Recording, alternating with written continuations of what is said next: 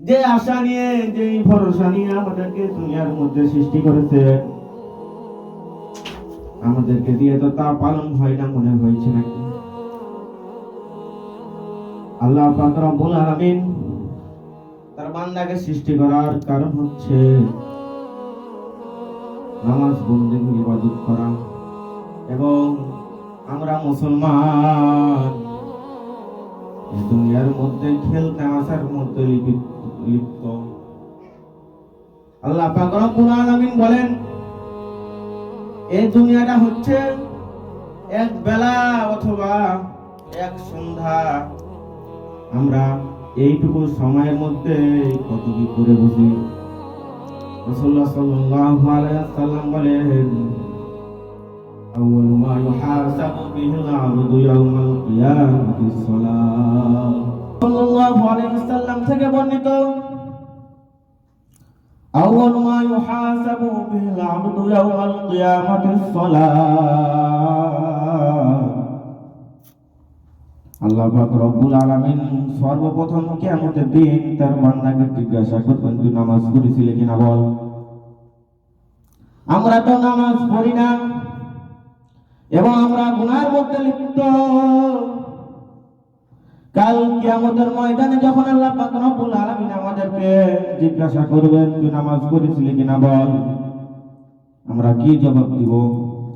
এই জন্য সম্মানিত হাজিরিন, যেহেতু আজকের এই আলোচনার বিষয় মূল হচ্ছে আল্লাহ পাক রব্বুল আলামিন আমাদেরকে এই দুনিয়ার মধ্যে কেন সৃষ্টি করলেন, কি উদ্দেশ্যে সৃষ্টি করলেন। আমরা যদি আল্লাহ পাক রব্বুল আলামিনের ওই উদ্দেশ্য যদি পূরণ করতে না পারি, তাহলে আমাদের সৃষ্টি করে তো কোনো লাভ হয় নাই।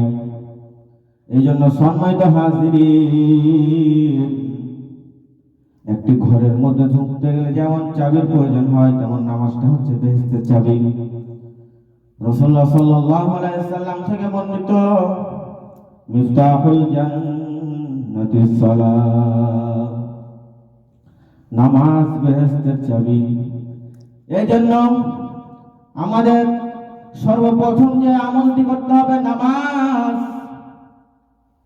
আমরা যদি নামাজ নাই পড়ি তাহলে আমাদের কোনো মূল্য নাই।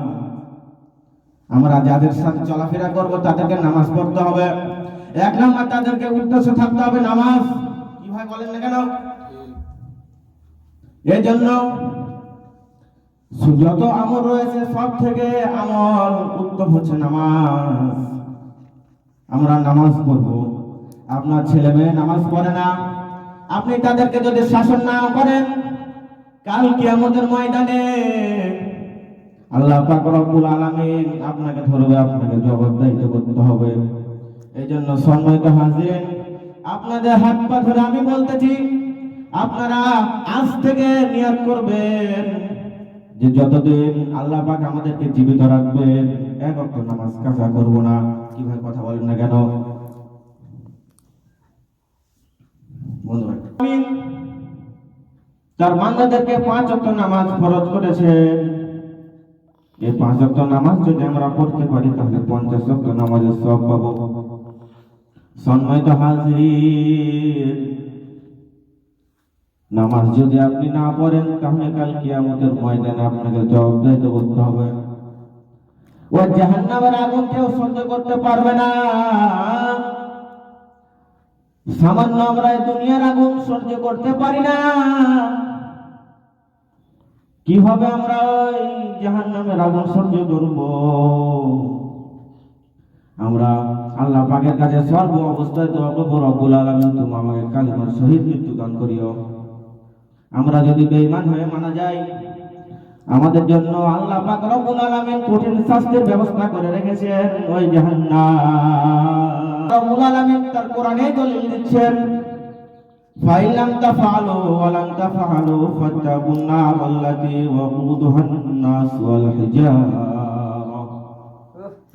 জাহান্নামের লোকরি হচ্ছে মানুষ এবং পাথর। আমরা যেমন এই দুনিয়ার মধ্যে রান্না করার জন্য ছোট ছোট টুকরাগুলো দিয়ে আমরা যখন চুলা ধরাই, ওই রকম করে জাহান্নামের আগুন মানুষ এবং পাথর দিয়ে ধরানো হবে। আমরা যারা গুনাহ করতে করতে আকাশ পর্যন্ত গুনাহ করে ফেলেছি, আল্লাহ পাক রব্বুল আলামিন বলেন আমার বান্দা আজীবন গুনাহ করবে, আজীবন অন্যায় করবে, পাপ করবে। আমার বান্দা যদি কোন এক রাতের মধ্যে উঠে 2 ফোঁটা চোখের পানি বের করে আমার কাছে ক্ষমা চায়, খোদার কসম আমি আল্লাহ ওই বান্দাকে মাফ করে দিব। আমি আল্লাহ ওই বান্দার সমস্ত গুনাহগুলোকে মাফ করে দেব। শয়তান আল্লাহকে চ্যালেঞ্জ দিয়েছিল, হে আল্লাহ তোমার বান্দাদেরকে আমি এমন ওয়াসওয়াসা দেব, এমন করে তাদেরকে আঁকড়ে ধরব, তাদেরকে আমি জান্নাতে ঢুকতে দেব না। তুমি এতগুলা জান্নাত বানাচ্ছ, তোমার কোনো কাজে দিবে না এই জান্নাত। আল্লাহ পাক রব্বুল আলামিন শয়তানকে চ্যালেঞ্জ দিয়েছে, আমার বান্দা আজীবন গুনাহ করবে, আজীবন অন্যায় করবে। একবার যদি আমার কাছে 2 ফোঁটা চোখের পানি বের করে বলে আল্লাহ তুমি আমার সমস্ত গুনাহগুলোকে মাফ করিয়া দাও, আমি আল্লাহ ওই বান্দার সমস্ত গুনাহগুলোকে মাফ করে দিই। সকলে বলেন সুবহানাল্লাহ। সুবহানাল্লাহ।